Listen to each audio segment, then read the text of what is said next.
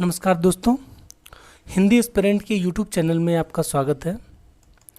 अभी तक हमने जो इतिहास में पढ़ा है तो हमने इतिहास का कोई चैप्टर अभी तक नहीं पढ़ा है, तो हमने इतिहास की सामान्य जानकारी को अभी आपके सामने रखा है। तो अभी आज जो हमारे अध्ययन का वो जो केंद्र बिंदु है वो मानव का विकास है। इसके बाद से हमारा जो चैप्टर शुरू होगा वो पाषाण काल शुरू होगा। चूँकि पाषाण काल तक जो मानव पहुंचा है वो विभिन्न विकास की प्रक्रियाओं, जैसे आप यहाँ पे देख रहे होंगे, ये है पाषाण काल में पहुंचा हुआ मानव, ठीक है, जिसे हम होमोसेपियंस कहते हैं।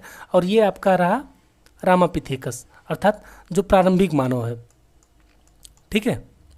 तो रामापिथेकस से लेकर ये जो मानव की आधुनिक अवस्था है होमोसेपियंस तक पहुंचने पर, अर्थात ये पाषाणकालीन मानव तक पहुंचने के लिए, आधुनिक मानव तक पहुंचने के लिए मानव को विभिन्न विकास प्रक्रियाओं से गुजरना पड़ा। जैसे ये प्रक्रिया रही, ये प्रक्रिया रही, ये प्रक्रिया रही। तो ये सब क्या है? होमो हैबिलिस, फिर हो गया ऑस्ट्रेलोपिथिकस, ये सब जो विभिन्न विकास के चरण रहे हैं मानव को, इनको हम अध्ययन करेंगे। आप जानते हैं कि इतिहास में जो अध्ययन किया जाता है वो मानव केंद्रित है, अर्थात मानव के ही इतिहास का अध्ययन किया जाता है। और हमारा इतिहास जो प्रारंभ होता है वो मेनली प्रारंभ होता है वो पाषाण काल से प्रारंभ होता है। अर्थात हम जो इतिहास में प्राचीन इतिहास जो पढ़ना प्रारंभ करते हैं तो वहाँ पे हमारा जो अध्ययन का केंद्र है वो पाषाण काल है। लेकिन पाषाण काल तक मानव पहुँचा कैसे, अर्थात पाषाणकालीन मानव वो किन प्रक्रियाओं से गुजरते हुए मानव जो था कहाँ पहुँचा? पाषाण काल में।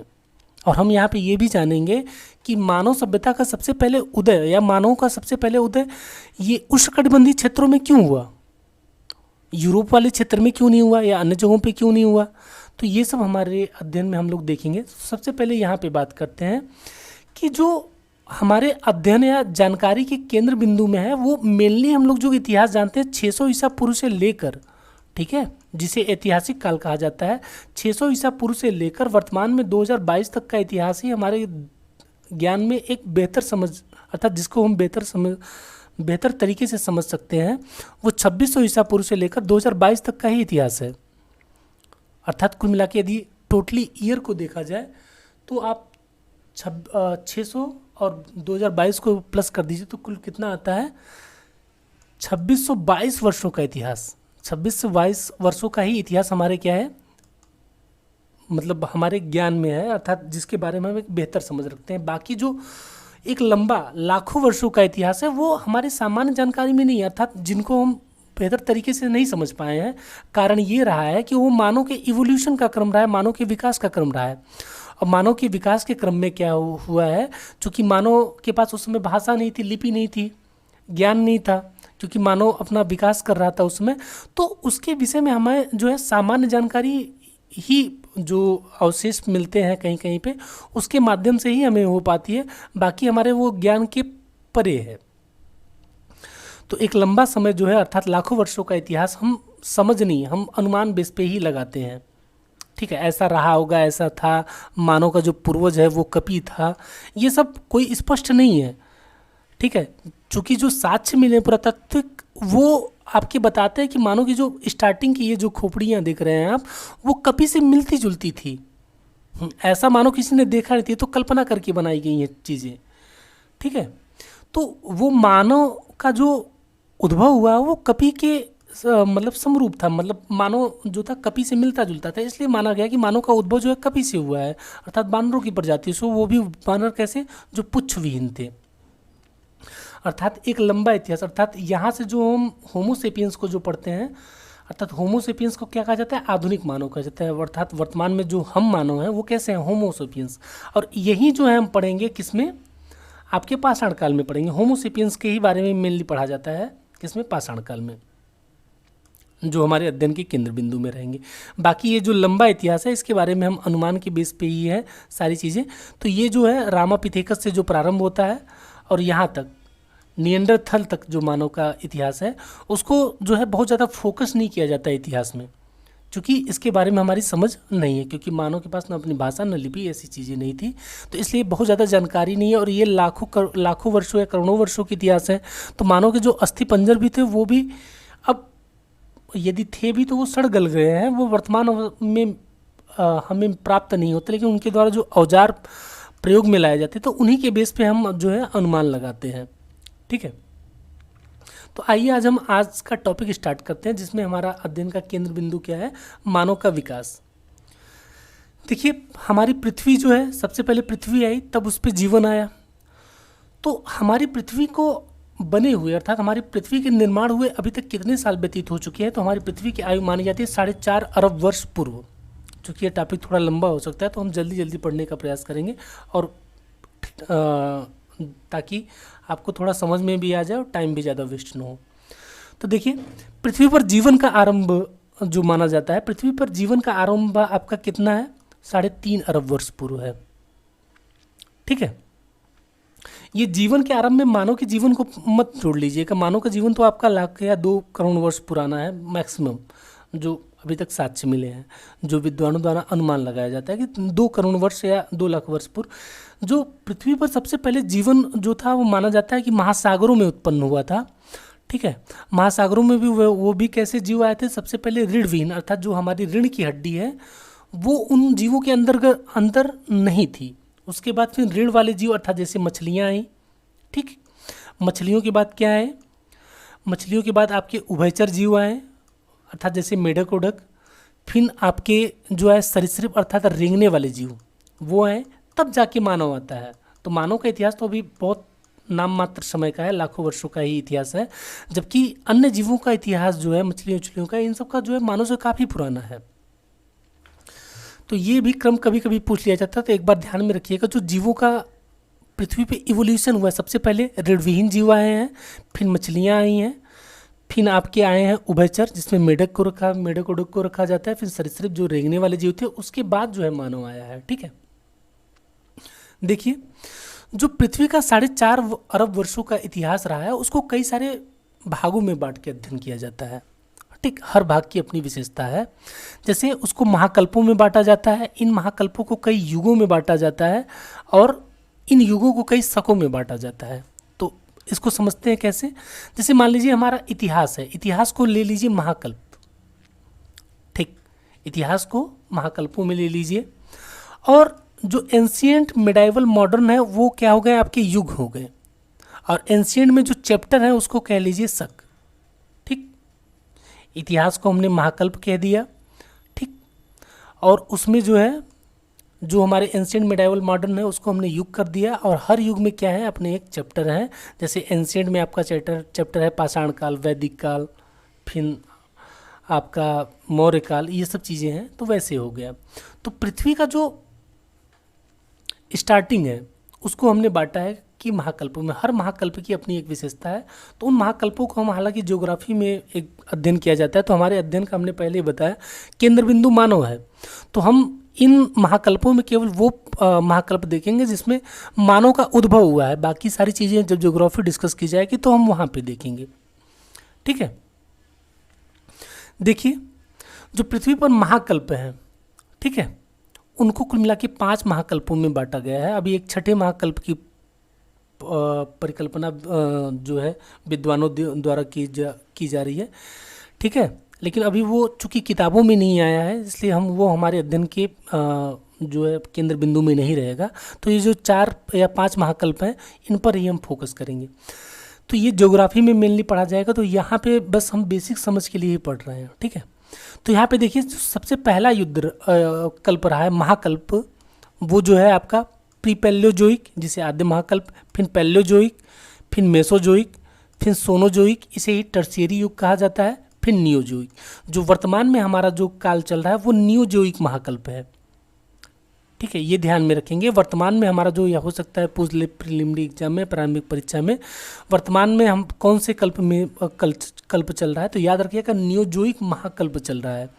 पूरे पृथ्वी के 4.5 अरब वर्षों के इतिहास को 5 महाकल्पों में बांटा गया है। एक प्री पैलियोजोइक, एक पैलियोजोइक, एक मेसोजोइक, एक सोनोजोइक या टर्शियरी युग, और चौथा जो है नियोजोइक। इसको ध्यान में रख लीजिएगा। जब आप ज्योग्राफी पढ़ेंगे तो वहाँ पे आपको ये पढ़ाया जाएगा कि पैलियोजोइक क्या था, पैलियोजोइक क्या था, मेसोजोइक क्या था, सोनोजोइक और टर्शियरी युग क्या था, फिर नियोजोइक। ठीक है, हर वर्ग, ठीक, और हर महाकल्प अपने महाकल्प से जो है डिफरेंट रहा है। देखिए, प्री पैलियोजोइक जिसे आद्य महाकल्प कहा जाता है, वहाँ से युगों की गणना नहीं होती है। जो प्रथम युग प्रारंभ हुआ वो आपका पैलेयोजोइक से प्रारंभ होता है। चूँकि यहाँ पे जीवन का प्रारंभ नहीं हुआ था आद्य महाकल्प में, इसलिए यहाँ इसको प्रथम युग नहीं कहा जाता है। माना जाता है कि यहाँ पे जीव आए थे, लेकिन वो नाम मात्र के, तो उनको नहीं। पैलेयोजोइक से जो था जीव जो है पृथ्वी पर आना प्रारंभ हुआ। जैसे हमने पहले बताया कि पृथ्वी पर जो जीवन प्रारंभ हुआ वो पहले ऋणविहीन जीवों का था। तो ऋणविहीन जीव जो सबसे पहले आए पैलेयोजोइक में। ठीक है, तो आइए यहाँ पे हम पढ़ते हैं। सबसे पहले हमारे जो अध्ययन का केंद्र बिंदु रहेगा, इनमें से हमें किसी को नहीं पढ़ना है। तो हमारा प्रथम युग जो प्रारंभ होता है वो पैलेयोजोइक से प्रारंभ होता है, फिर मेसोजोइक हो गया, फिर सोनोजोइक हो गया और नियोजोइक। जो हम पढ़ेंगे अपने इतिहास में वो सोनोजोइक और नियोजोइक को पढ़ेंगे। ठीक, सोनोजोइक जिसे टर्शियरी युग कहा जाता है। बाकी ये सब चीज़ें नहीं, क्योंकि सोनोजोइक महाकल्प से ही या टर्शियरी युग से ही मानव का उद्भव माना जाता है। और यहाँ पे भी कहाँ पे, प्लायोसीन। ठीक, सोनोजोइक युग में एक शक है प्लायोसीन, जहाँ पे आप हिमालय की उत्पत्ति पढ़ेंगे, अर्थात शिवालिक उत्पत्ति जब होती है उसी समय। तो ये सब ज्योग्राफी में पढ़ा जाएगा। तो यहाँ पे बेसिक समझ के लिए बस इतना ध्यान में रखिएगा कि मानव का पूछा जाए, मानव का उद्भव कब हुआ, तो याद रखेंगे टर्शियरी युग हुआ। टर्शियरी युग के प्लायोसीन कल्प में मानव का जो है सबसे पहले क्या हुआ, उद्भव हुआ। ठीक, उसके बाद जो वर्तमान मानव है, जिसको हम कहते हैं जो प्रागैतिहासिक काल का मानव है अथवा पाषाण काल का मानव है, वो आपका प्लिस्टोसीन महाकल्प में उदय हुआ उसका।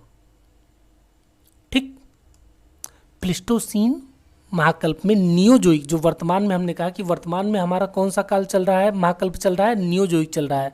और नियोजोइक जो महाकल्प है यहाँ पे 1 मिलियन से लेकर वर्तमान तक, अर्थात 10 लाख वर्ष से लेकर वर्तमान समय तक का इतिहास जो है किस में काउंट किया जाता है, नियोजोइक कल्प में। इसको 2 शकों में बांटा गया है, प्लिस्टोसीन और होलोसीन। वर्तमान में जो प्लिस्टोसीन कल्प है वो समाप्त हो चुका है।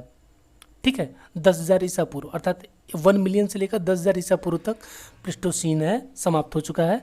उसके बाद जो है आपका है होलोसीन, जो वर्तमान में हमारा नियोजोइक महाकल्प में कौन सा शक चल रहा है पूछा जाए तो होलोसीन चल रहा है वर्तमान काल में। प्लिस्टोसीन का काल समाप्त हो चुका है और इसी प्लिस्टोसीन काल में प्रागैतिहासिक मानव या पाषाणकालीन मानव, या तो आप कह सकते हैं एक विकसित मानव का उद्भव हुआ, जो हमारे अध्ययन के केंद्र बिंदु में रहेगा।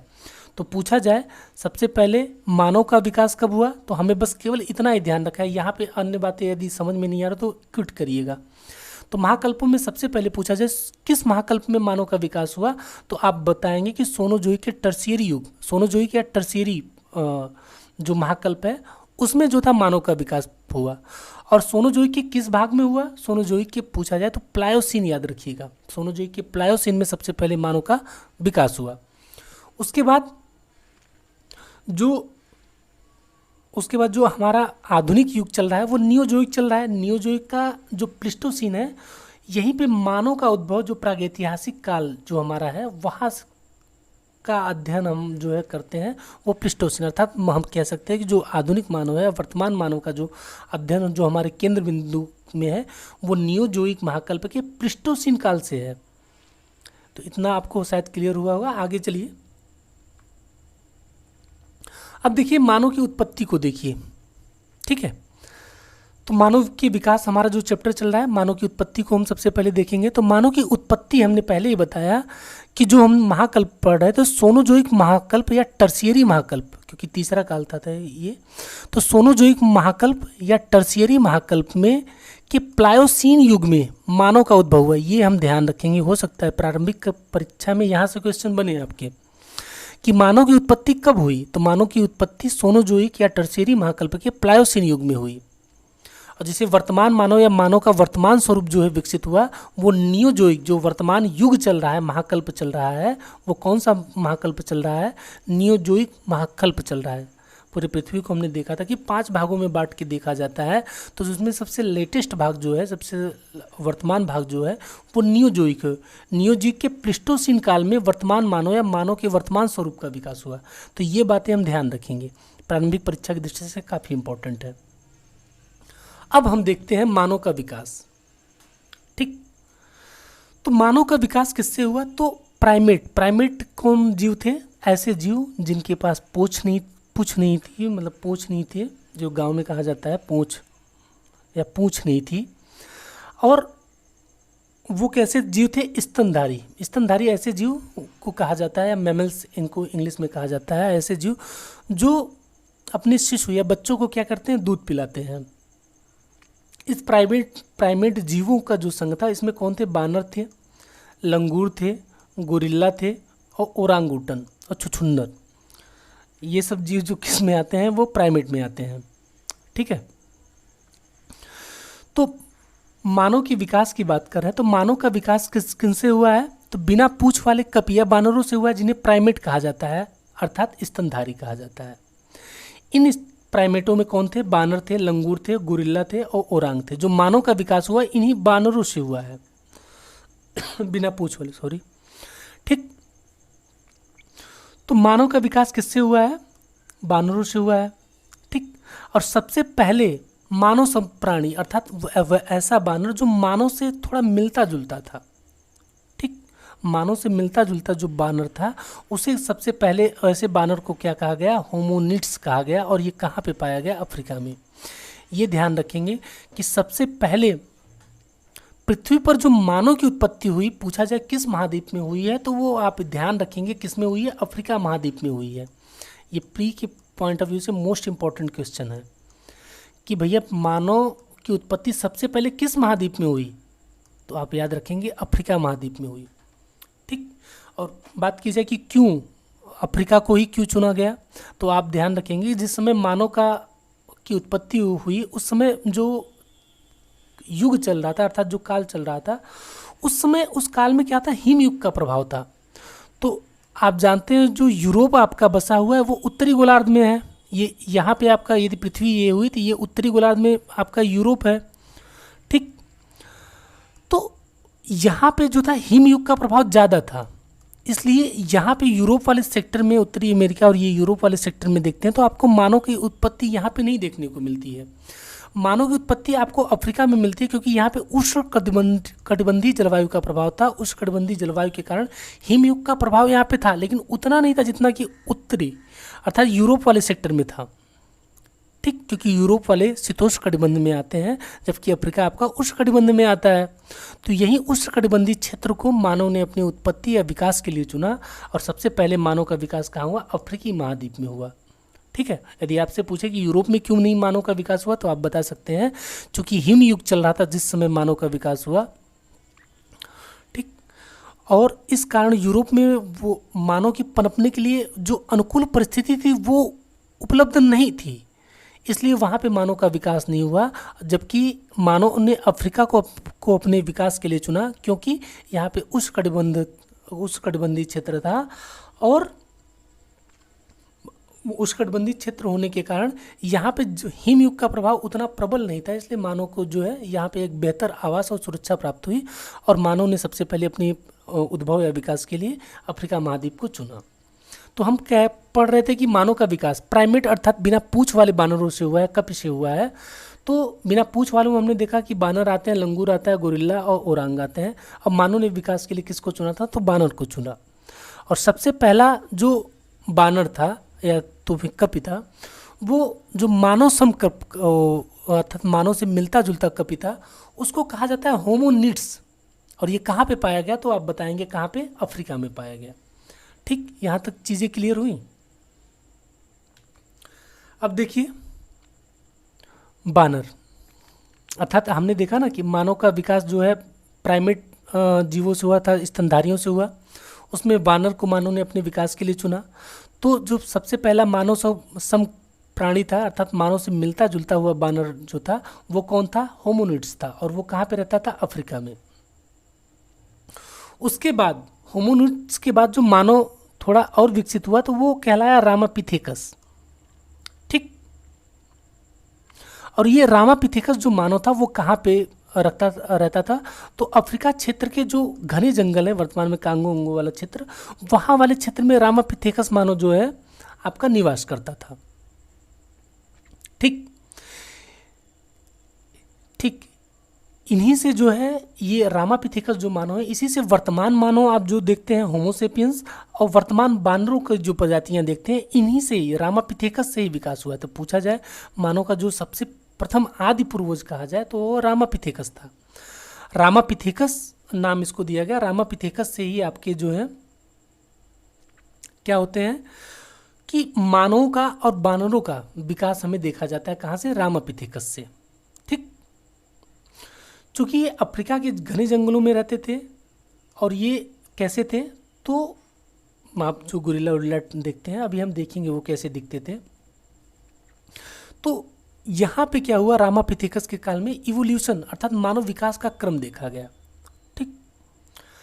तो जो अफ्रीका वाले क्षेत्र में रामापिथेकस रह रहा था, जो रामापिथेकस समूह जो जंगलों में रह गए, अर्थात उन्होंने जो अफ्रीका के घने जंगल वाला क्षेत्र था उसको छोड़कर आगे नहीं बढ़े, उन्हें महाकपि कहा गया।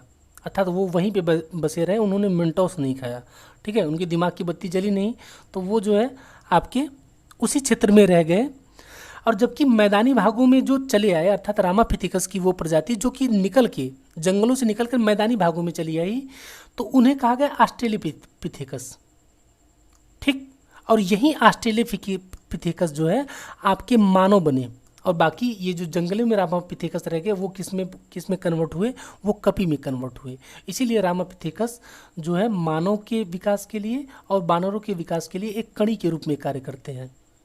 ठीक। अर्थात वो लोग जो जंगलों में रह गए, रामापिथेकस के लोग, जो बानरों की प्रजाति थी, वो महाकपि कहलाई।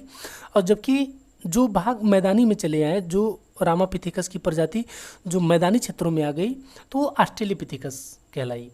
ठीक। और यहीं से जो है वर्तमान मानव के विकास का प्रारंभ हो जाता है। और वो कहाँ तक पहुँचता है? होमोसेपियंस तक। वो कैसे पहुँचता है हम देखेंगे। ठीक। ऑस्ट्रेलोपिथेकस की बात की जा रही है। सबसे पहले ऑस्ट्रेलोपिथेकस को देखिए मैदानी क्षेत्र में आया मानव। तो आप जानते हैं कि मैदानी क्षेत्रों में मानव के लिए जो है आपको पेड़ पौधे ज़्यादा मिलते नहीं हैं, तो आपको थोड़ा खड़ा होने की प्रैक्टिस करनी पड़ेगी पेड़ों को तोड़ने के लिए। और यहाँ पे जो मैदानी क्षेत्रों में जीवन जो था वो थोड़ा ज़्यादा दुर्भर था। मैदानी क्षेत्रों में शिकार के लिए आपको जो है काफ़ी दूर दूर तक यात्राएं करनी पड़ती थी। ठीक है। मैदानी क्षेत्रों में खुला मैदान था। ठीक। मैदानी क्षेत्रों में जीवन जो था जंगल क्षेत्रों की अपेक्षा उतना जो है सरल नहीं था, थोड़ा कठिन था, चूँकि प्रारंभिक मानव था।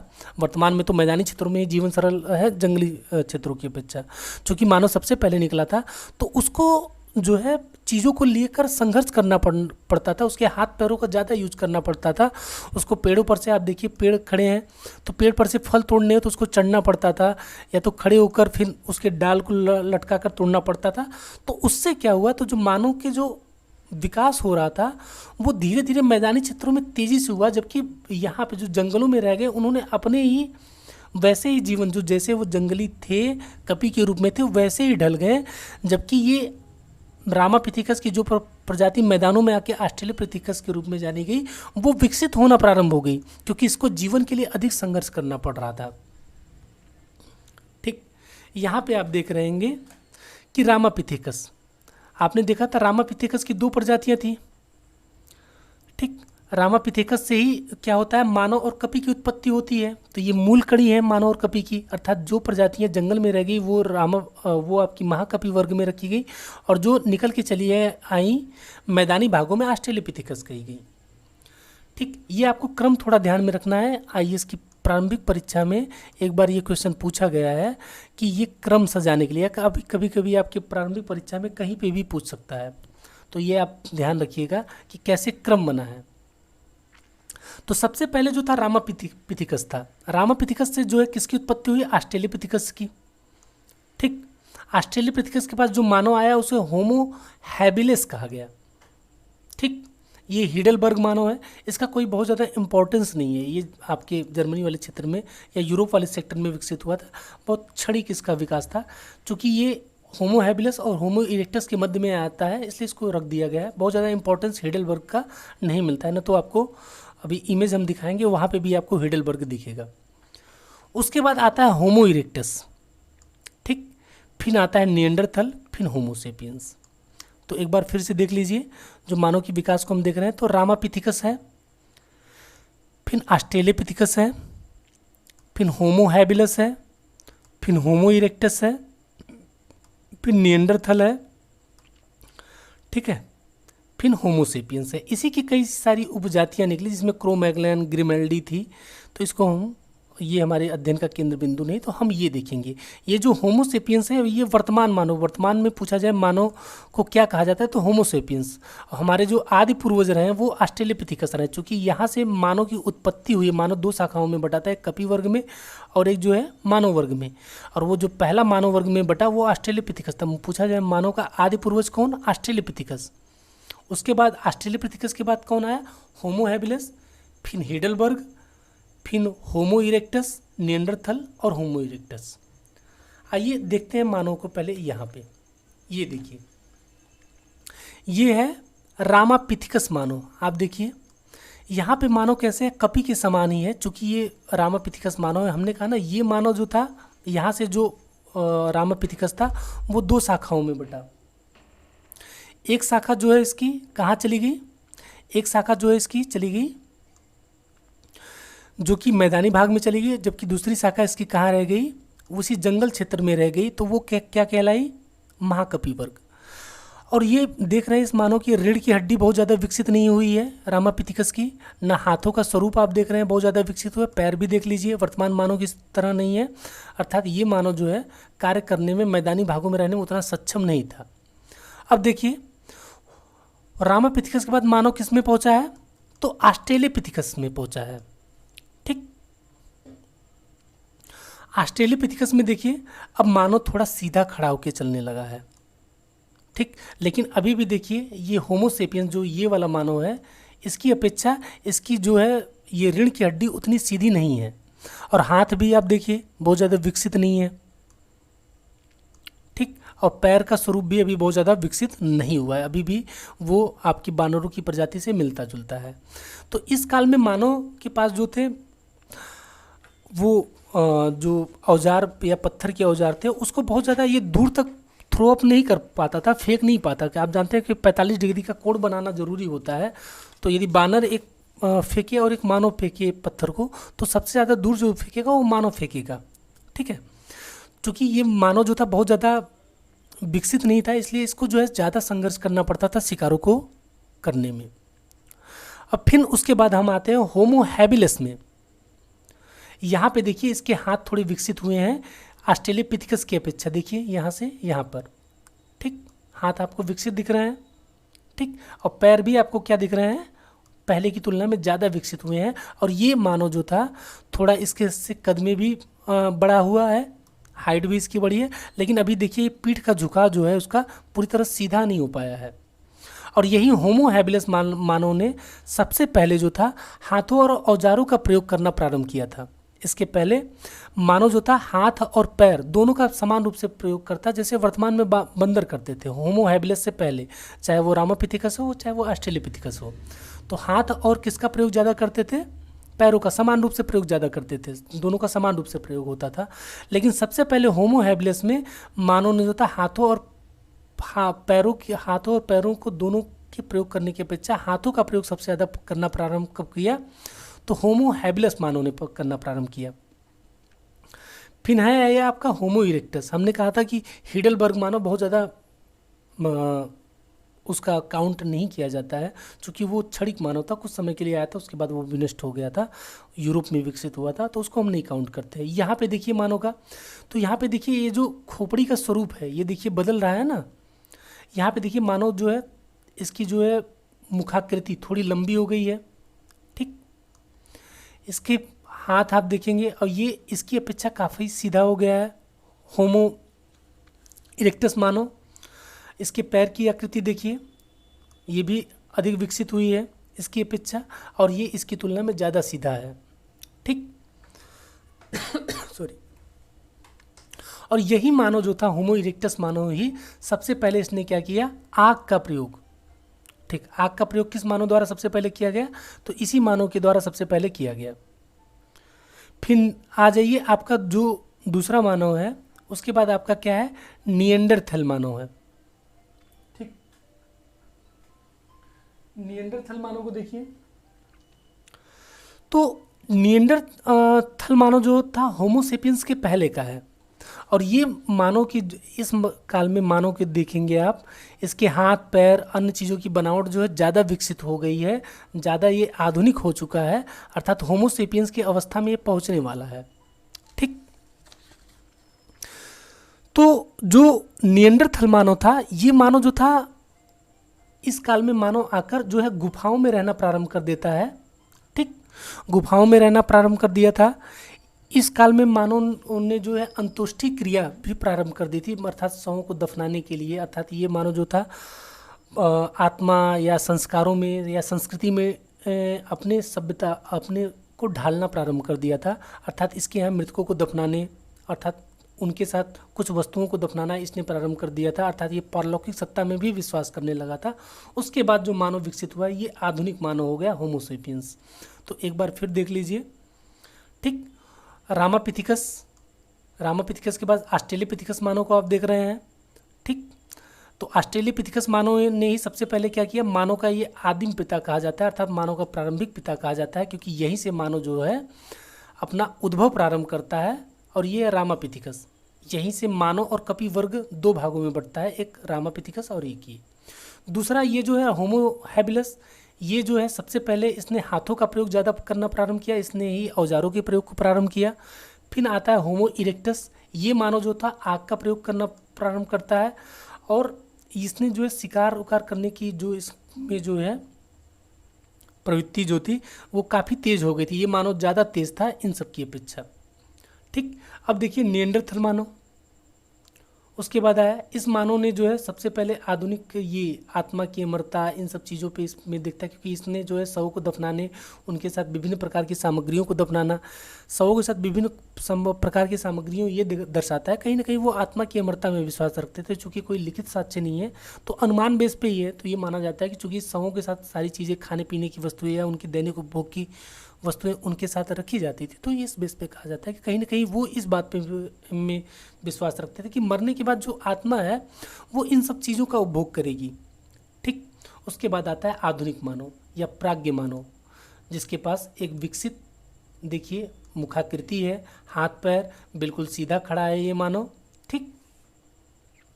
और ये आधुनिक मानव है। आइए देखते हैं कि इन सब जो रामापिथिकस, ऑस्ट्रेलोपिथेकस, होमो हैबिलस, होमो इरेक्टस, निएंडरथल और होमोसेपियंस की विशेषताएं क्या कह रही हैं। एक बार देख लीजिए। ये देखिए, सबसे पहले ऑस्ट्रेलोपिथेकस मानव के चेहरे को देखिए, फिर आपको इन सब पे ध्यान नहीं देना है। ठीक। फिर होमो हैबिलस के चेहरे को देखिए, चेहरे में भिन्नता आती जा रही है, स्कल अर्थात खोपड़ी का शेप भी चेंज होता जा रहा है। फिर होमो इरेक्टस को देखिए। ठीक। इसके देखिए ये ओठ काफ़ी चौड़े हैं। ठीक। ये मस्तिष्क काफ़ी छोटा है, यहाँ पे देखिए मस्तिष्क काफ़ी बड़ा, बालों के स्वरूप को देखिए। फिर हमारा आ गया होमोसेपियंस, ये आधुनिक मानव निएंडरथल के बाद। ये निएंडरथल रहा और ये रहा होमो हैबिलस। ठीक। अब देखिए इनके चेहरों की मुखाकृति कैसे कैसे समय के इवोल्यूशन के साथ साथ चेंज होती गई। ठीक। यहाँ से फिर यहाँ पे देखिए होमो इरेक्टस के बाद हिडल, ये होमो इरेक्टस के बाद आ जाइए निएंडरथल पे, फिर आ गए होमोसेपियंस। ये हमारा आधुनिक मानव रहा। ये काफ़ी विकसित हो चुका है। बालों के स्वरूप को देख लीजिए, इनके होठों के स्वरूप को देख लीजिए। ठीक। अब देखिए प्रमुख विशेषताएं। सबसे पहले रामापिथिकस मानव के ही अवशेष, सबसे पहले रामापिथिकस मानव के अवशेष शिवालिक के गिरिपादों में, अर्थात शिवालिक पर्वत जो है हमारा, हिमालय को आप जानते हैं 3 भागों में बांटा गया है। एक बृहद हिमालय, मध्य या लघु हिमालय और तीसरा है शिवालिक। तीनों का इवोल्यूशन अलग अलग कालों में हुआ है। तो उसमें से जो शिवालिक हिमालय है हमारा, ठीक, शिवालिक हिमालय में ही सबसे पहले रामापिथिकस मानव के अवशेष भारत में पाए गए। ठीक। उसके बाद फिर मानव के अवशेष नहीं पाए जाते हैं भारत में। ठीक। तो शिवालिक के गिरिपाद में रामापिथिकस के, पूछा जाए कि रामापिथिकस का अवशेष भारत में कहाँ प्राप्त हुआ, तो याद रखेंगे शिवालिक क्षेत्र में प्राप्त हुआ। शिवालिक के गिरिपाद अर्थात शिवालिक के पर्वत की निचली द्रोणी में। गिरिपाद का मतलब होता है, गिरि माने पर्वत, पाद माने पैर, अर्थात जहाँ पे पर्वत स्टार्ट होना प्रारंभ होता है, जहाँ से उसका ऊंचाई नापी जाती है, तो वो वाला जो क्षेत्र है आपका क्या होता है, गिरिपाद कहलाता है। यहीं पे सबसे पहले रामापिथिकस मानव के अवशेष पाए गए। ऑस्ट्रेलोपिथेकस को देखिए, ये मानव कपी, ये पहला मानव कपी था जो अपने आपका खड़ा होकर चलना प्रारंभ करता है। जैसे यहाँ पे आप देख रहे हैं, ये है ऑस्ट्रेलोपिथेकस, ये सबसे पहले, ये देखिए झुक के चलना प्रारंभ, ये खड़ा होकर थोड़ा बहुत चलना प्रारंभ करता है। कौन? आपका ऑस्ट्रेलोपिथेकस। ठीक, ये मानव का आदि पूर्वज कहा जाता है। हमने पहले ही बताया मानव का आदि पूर्वज कौन? ऑस्ट्रेलोपिथेकस मानव था। इसकी जो खोज की थी वो रेडमंड डार्ट महोदय ने की थी। कि रेमंड डार्ट, रेमंड की जो शर्ट आती है उसी से ध्यान रखिएगा इसको। रेमंड डार्ट महोदय ने आपकी जो है क्या की थी? इसकी खोज की थी। और ये कहाँ पे खोज की थी? वर्तमान में जो साउथ अफ्रीका का ट्रांसवाल क्षेत्र है वहाँ से खोजा गया था। यहाँ पे उसकी एक खोपड़ी प्राप्त हुई थी जिसको नाम दिया गया था ऑस्ट्रेलोपिथेकस मानव। ठीक, उसके बाद होमो हैबिलिस मानव। होमो हैबिलिस मानव को भी आपने पीछे देखा था। ठीक, ये है होमो हैबिलिस। ठीक, इसने ही सबसे पहले अपने हाथों और औजारों का प्रयोग, जो पत्थर के औजार है उसका प्रयोग करना प्रारंभ किया था। ठीक, तो होमो हैबिलिस मानव, हाथ और औजारों का सबसे पहले प्रयोग किसने किया? यही होमो हैबिलिस ने किया। हीडलबर्ग को हमें नहीं पढ़ना है क्योंकि हीडलबर्ग चूंकि होमो हैबिलिस और होमो इरेक्टस के मध्य में आता है, तो आप ध्यान रखेंगे, हल्का सा नामों का क्रम आप ध्यान रखेंगे कि हीडलबर्ग मानव यूरोप में विकसित हुआ था। इसका बहुत ज़्यादा समय नहीं रहा था, तो इसलिए हम बहुत ज़्यादा ध्यान में नहीं रखते हैं इसको। ठीक है, होमो हैबिलिस के बाद हीडलबर्ग आता है। हीडलबर्ग के बाद होमो इरेक्टस, ये इंपॉर्टेंट मानव है आपका। होमो इरेक्टस में बात की जाए, इसकी दो शाखाएँ थी। एक पीकिंग, वर्तमान में जो बीजिंग क्षेत्र है उसको पीकिंग कहा जाता था उस समय, एक वहाँ पे पाया गया है, एक जावा क्षेत्र में। ठीक, तो जावा वर्तमान में इंडोनेशिया का जो जावा द्वीप है वहाँ पे जो मानव सबसे पहले पाया गया होमो इरेक्टस की प्रजाति, उसे कहा गया जावा मानव, या इसको पिथिकैंथ्रोपस इरेक्टस कहा गया है। इसको ध्यान में नहीं रखिएगा, बहुत ज़्यादा क्रिटिकल हो जाएगा, या तो मन करे तो बार बार इसको लिख के याद कर लीजिएगा। तो इंडोनेशिया के जावा द्वीप में ये पाया जा गया। होमो इरेक्टस की शाखा है, कहीं मिले अलग तो बहुत ज़्यादा कंफ्यूज मत होइएगा। जावा मानव की बात की जाए तो जावा और पिकिंग मानव, ये दोनों के दोनों होमो इरेक्टस की ही शाखा है। जावा मानव को पिथेकैंथ्रोपस कहा गया और पिकिंग मानव को सिनेथ्रोपस कहा गया। क्या कहा गया? सिनेथ्रोपस। और पिकिंग मानव ने सबसे पहले हाथ का खुलकर प्रयोग करना प्रारंभ किया है और आग का प्रयोग इसके द्वारा किया गया, ये ध्यान में रखना है कि अर्थात होमो इरेक्टस मानव द्वारा, यदि पूछा जाए तो होमो इरेक्टस मानव द्वारा सबसे पहले क्या किया गया? आग का प्रयोग किया गया। सबसे पहले आग का प्रयोग किसने किया? होमो इरेक्टस मानव ने किया गया।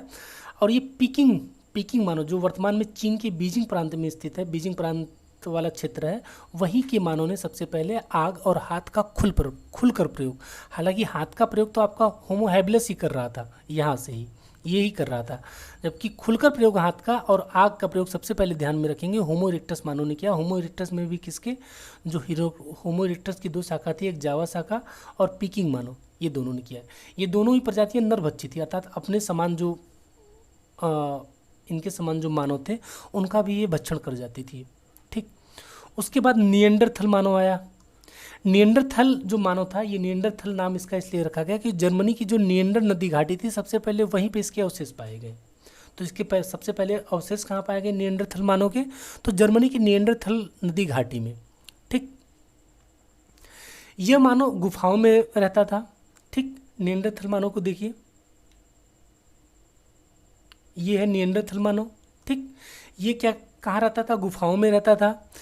ये मानव जो था अंत्येष्टि क्रिया अर्थात शवों को दफनाने और शवों के साथ क्या करता था? विभिन्न प्रकार की जो सामग्रियाँ, ये निएंडरथल मानव है, ये वाला। ठीक, ये वाला मानव क्या है? निएंडरथल मानव है। और ये जो था शवों को दफनाने की प्रक्रिया प्रारंभ करता है, ये निएंडरथल मानव शवों को दफनाना प्रारंभ करता है। उसके साथ विभिन्न प्रकार की खाद्य सामग्री या वस्तुएं जो उसके उपभोग की होती थी मानव की, तो उसको भी दफनाता था उसके साथ। अर्थात ये कहीं ना कहीं जो था आत्मा या ये मृत्यु के उपरांत जीवन की परिकल्पना ये लोग करते थे। अर्थात मानव में जो था आत्मा या इन सब चीज़ों को लेकर जो था विचार सबसे पहले माना जाता है निएंडरथल मानव में आया था। और फिर उसके बाद आप देखते हैं हमारा वर्तमान मानव जिसे हम कहते हैं होमो इरेक्टस, इसका जन्म जो था ये काल इसका कब से 40,000 ईसा पुरुष से माना जाता है होमो इरेक्टस का जन्म, और इसे आधुनिक मानव कहा गया। ये पूर्णतः सीधा चलना और विकसित भाषा इसके द्वारा प्रयोग की गई सबसे पहले होमो सेपियंस द्वारा। तो वर्तमान में जो मानव की प्रजाति है वो होमो सेपियंस है। आप थोड़ा इसको ध्यान में रखिएगा, ये क्रम थोड़ा ध्यान में रखिएगा, यह क्रम ज़्यादा इम्पोर्टेंट है। ये जो क्रम है आपका, हालांकि पीडीएफ आपको टेलीग्राम चैनल में दे दी जाएगी, लिंक इसके नीचे आपको इसको मिल जाएगा, आप थोड़ा देख लीजिएगा। बाकी और इसके बारे में बहुत सारी चीज़ें ध्यान में नहीं रखनी है, बाकी आपको ये स्लाइड के माध्यम से ये सब चीज़ें आप थोड़ा ध्यान में रखिएगा। ये रामापिथिकस, ऑस्ट्रेलोपिथेकस, होमो हेबिलिस, होमो इरेक्टस, निएंडरथल और होमो हेबियस सबकी क्या प्रमुख विशेषताएं रही हैं ये हमने देख लिया। और बाकी हम जो पाषाण काल शुरू करेंगे होमो हेबिलिस। थोड़ा सा भारत के बारे में बात कर लें तो याद रखिए कि भारत में कोई मानव अवशेष केवल रामापिथिकस के ही मिलते हैं, अन्य किसी के नहीं मिलते हैं। ठीक, रामापिथिकस के मिलते हैं, केवल किसके मिलते हैं? रामापिथिकस के मिलते हैं, अन्य किसी के नहीं मिलते हैं।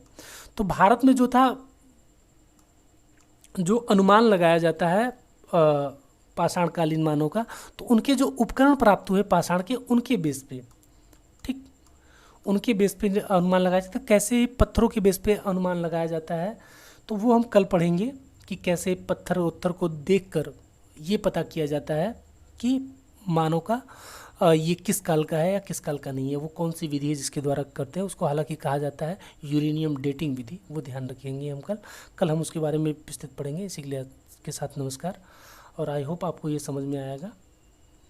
और यदि नहीं समझ में आया होगा तो एक बार कमेंट करिएगा, मैं एक बार फिर इसको समझा दूंगा यदि समय मिलेगा, नहीं तो आप फिर वीडियो को रिवाइंड करके देख लीजिएगा, ज़्यादा बेहतर तरीके से समझ में आ जाएगा। ठीक है, नमस्कार।